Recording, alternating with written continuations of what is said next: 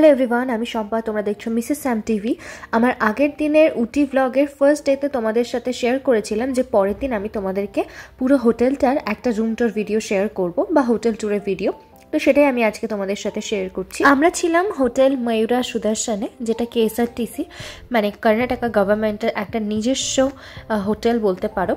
তো ফার্স্টেই তো ঢুকে দেখলাম এখানে রিসেপশনটা খুব সুন্দরভাবে সাজানো, আর এগুলো কিন্তু সব উডেন কটেজ, মানে কাঠের তৈরি সব কিছু। এখানে দেখো ফার্স্টে তো আমরা ঢুকেই আমাদের নেম এন্ট্রি করে নিলাম, যদিও আমাদের বুকিংটা আগে থেকেই করা ছিল। আজকে এই ভিডিওর মধ্যে আমি তোমাদের সাথে কিছু টিপসও শেয়ার করব, যেগুলো ফলো করে তোমরা বেস্ট রুমটা পেতে পারো। ময়ূরা সুদর্শনে রুমের দুটো ভাগ রয়েছে। প্রথম দিকে রয়েছে উডেন কটেজ, যেগুলো তিনটেই তৈরি হয়ে রয়েছে আপাতত, আর বাদবাকিগুলো নর্মাল হোটেল রুম। সেই রুমগুলো এই রিসেপশনে যে পাশ দিয়ে যে দরজাটা গেছে ওদিক দিয়ে গেলে সেকেন্ড ফ্লোর, ফার্স্ট ফ্লোরে বাদবাকি রুমগুলো ওদের রয়েছে, বা পেছন দিকের ঘরগুলো, সেগুলোতে আমরা নিয়েছিলাম না বলে আমরা ওগুলোতে আর যাইনি। আর এখানে দেখো ময়ূরা সুদর্শন কিন্তু মেক মাই ট্রিপ বা গোয়াই বিবো থেকে সার্টিফাইডও। ওদের বুকিং প্রসেসটাও আমি তোমাদের সাথে একটু শেয়ার করে দিই, তারপর আমরা আমাদের কটেজের দিকে যাচ্ছি। তো ওদের বুকিং তোমরা গোয়াই বিবো বা মেক মাই ট্রিপ থেকে করতে পারো, বা ওদের নিজস্ব ওয়েবসাইট। আমরা গোয়াই বিবো থেকে বুক করেছিলাম। আর এখানকার চার্জেস কেমন পার রুম সেটা আমি আরেকটু পরেই তোমাদের সাথে শেয়ার করছি, তার জন্য কিন্তু তোমাদের পুরো ভিডিওটা দেখতে হবে। এবার চলো আমরা উডেন কটেজের দিকে যাই। তো আমাদের এই দাদাটা হেল্প করছিল ব্যাগটা ক্যারি করতে। আমরা বলছিলাম যে আমরাই নিয়ে যেতে পারবো, কিন্তু তিনি বললেন না আমি নিয়ে যাচ্ছি। ওরা কিন্তু এখানে ভীষণ হেল্পফুল, এখানে প্রত্যেকটা স্টাফই ভীষণ হেল্পফুল আর খুব মিশুকে। তোমরা যখন যে হেল্পটা চাইবে সেটাই পাবে। তো এই কটেজ বুক করার ক্ষেত্রে আমরা যেটা সবার থেকে বেশি গুরুত্ব দিয়েছিলাম সেটা হচ্ছে লাস্ট কটেজ রুমটার জন্য। তো আমরা অনেক ওদের রিকোয়েস্ট করেছিলাম, গোয়াই বিবোতে মেল করেছিলাম, কল করেছিলাম, তারপর ময়ূরা সুদর্শনেও কল করেছিলাম। তো ওরা বলেছিল যদি অ্যাভেলেবেল থাকে তাহলে অবশ্যই দেবে, আর আমাদের যেদিনকে বুকিং ডেট আছে তার 3 দিন আগে ফোন করে ওদেরকে আরেকবার রিমাইন্ডার দিয়ে দিতে। তো আমরা যথারীতি সেটাই করেছিলাম, আর এখান থেকে কিন্তু আমরা থার্ড রুমটাই লাকিলি পেয়ে গেছিলাম। কেন থার্ড রুম চেয়েছিলাম? কারণ দেখো থার্ড রুম থেকে ঠিক এরকম একটা ক্লিয়ার ভিউ আসে, বাট পাশের যে দুটো রুম সেইগুলোও অবশ্যই ভালো, কিন্তু ওর সামনে না গাছ পড়ে যায় দুটো। এবার চলো আমাদের উডেন কটেজটার একটা ফুল টিউটোরিয়াল তোমাদের সাথে শেয়ার করি। ফার্স্টেই দেখো এরকম কাজ দিয়ে বাইরেটা পুরোপুরি ঘেরা, আর পুরোটাই কিন্তু কাঠের। আর উডেন কটেজের বেস্ট পার্ট এটাই যে সামনে কর্ণাটকা হর্টিকালচার গার্ডেনটাও পড়ে, যার ভিউটা অসাধারণ। সেটাই কিন্তু আমরা আমাদের কটেজ থেকে দেখতে পাবো। তো প্রথমেই যখন আমরা কটেজের ভেতরে ঢুকছি, মানে দরজাটা ওপেন করেই দেখতে পাবো এখানে একটা করিডর মতো রয়েছে, যেখানে দুটো চেয়ার দেওয়া রয়েছে। আর পুরোটা যেহেতু কাচের, তো ভেতর থেকে বাইরের ভিউটাও অসাধারণ দেখতে লাগে। আর এদিকে দেখো রুমের সাথে কিন্তু একটা জানলা রয়েছে, যেটা বাইরের করিডোরের সাথেই অ্যাটাচড। আর এখানে কলিং বেল লাইট বাইরের জন্য রয়েছে। এবার চলো ভেতরের দিকে ঢোকা যাক। ভেতরে ঢুকেই যেটা আমরা দেখতে পাচ্ছি, এখানে একটা কুইন সাইজের বেড রয়েছে, ওপরে রয়েছে ফ্যান। যদিও এখানে শীতকাল এলে ফ্যানের সেরকম কোনো দরকার পড়ে না, লাইটও রয়েছে, কিন্তু এসি নেই যেহেতু শীত প্রধান জায়গা, তো এসির ব্যবস্থা এখানে নেই। রুমের ভেতরে রয়েছে একটা বেড, যেখানে দুজন মানুষ ভালোভাবে শুতে পারে, আর একজন বাচ্চা থাকলেও কিন্তু আরামসে শুয়ে পড়তে পারে।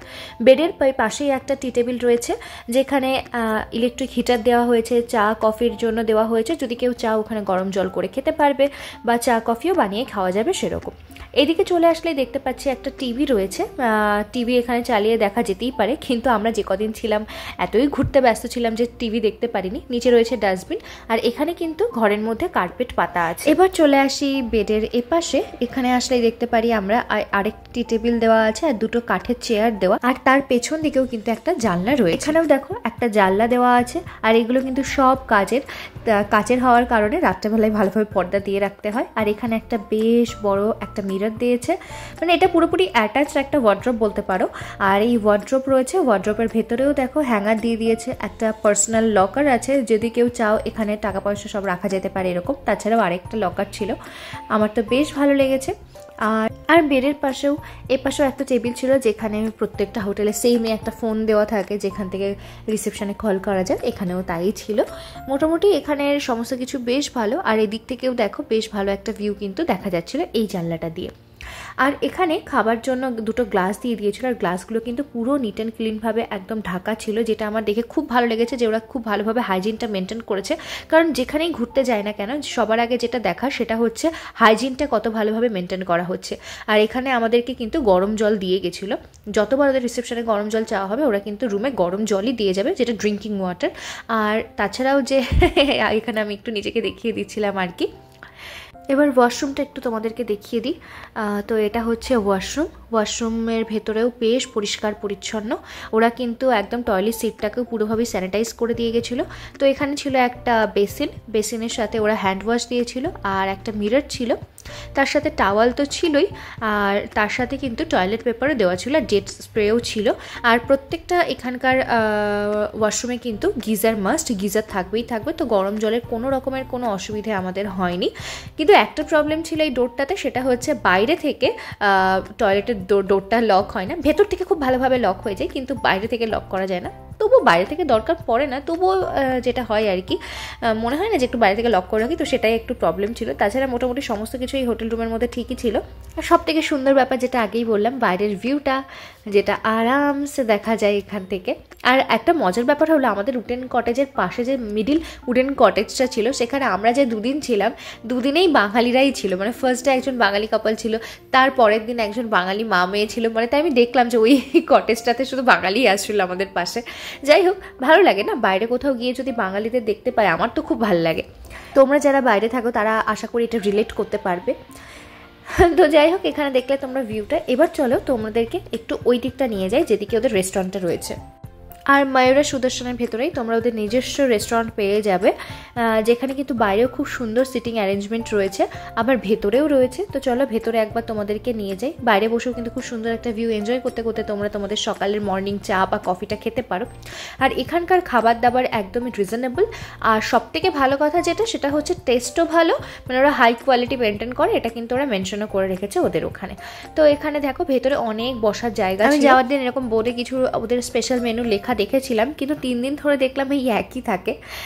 তো এটা হচ্ছে ওদের রেস্টুরেন্ট, নিজস্ব রেস্টুরেন্ট, যেখানে 3 বেলার খাবার পাওয়া যায়। আর তোমরা যদি চাও, তো কেউ যদি এখানে থাকতে চাও তো ব্রেকফাস্ট ইনক্লুড করতে পারো, তাহলে সকালের ব্রেকফাস্টটা কমপ্লিমেন্টারি হয়ে যাবে। কিন্তু আমরা ব্রেকফাস্টটা নিইনি, আমরা আলাদাই নিয়েছি। আমি তোমাদেরকে তখন যে রিসেপশন ছিল সেদিক থেকে ভেতরে যাওয়ার যে রুমগুলো, সেগুলোর রাস্তা বলছিলাম। আর এটা কিন্তু বাইরের দিক থেকে যাওয়ার রাস্তা, যেটা একেবারেই ওদের রেস্টুরেন্টের পাশেই রয়েছে।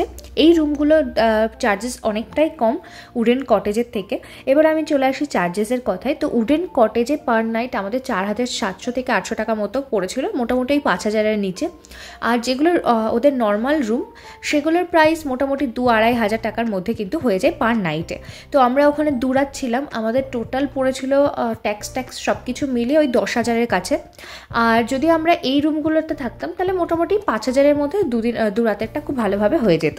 তো এই ছিল হচ্ছে ময়ূরা সুদর্শনের চার্জেস রুমের। আমরা যে দিকটায় আছি সেখানে তো 3টে কটেজ হয়ে গেছে। এদিকটা মানে যেদিকে রেজর্টের রেস্টুরেন্টটা, তার পাশ দিয়েও কিন্তু আরও দেখলাম 3টে কটেজ তৈরি করা হয়েছে। এগুলোতে যারা থাকবে তারাও কিন্তু খুব সুন্দর একটা ডাইরেক্ট ভিউ পেয়ে যাবে এখান থেকে। আর সামনে নীলগিরি পাহাড় রেঞ্জটাও কিন্তু খুব ভালোভাবে দেখা যাবে। যারা একদম পরিষ্কার পরিচ্ছন্ন একটা রেজর্ট বা হোটেল খুঁজছে উটিতে, তাদের আমি বলবো এখানে অবশ্যই আসতে। ময়ূরা সুদর্শন থেকে কিন্তু এরকম সুন্দরভাবে কর্ণাটকা যে হর্টিকালচার পার্কটা রয়েছে সেখানে চলে যাওয়া যায়। যেহেতু আমরা এই হোটেলে স্টে করছি বলে আমাদের কিন্তু কোনো রকম এন্ট্রি ফিস দিতে হয় না, ইজিলি অ্যাক্সেসেবল। তো এটাই ছিল উটিতে ময়ূরা সুদর্শন হোটেল। তোমাদের কেমন লাগলো আমাকে কমেন্ট করে জানিও।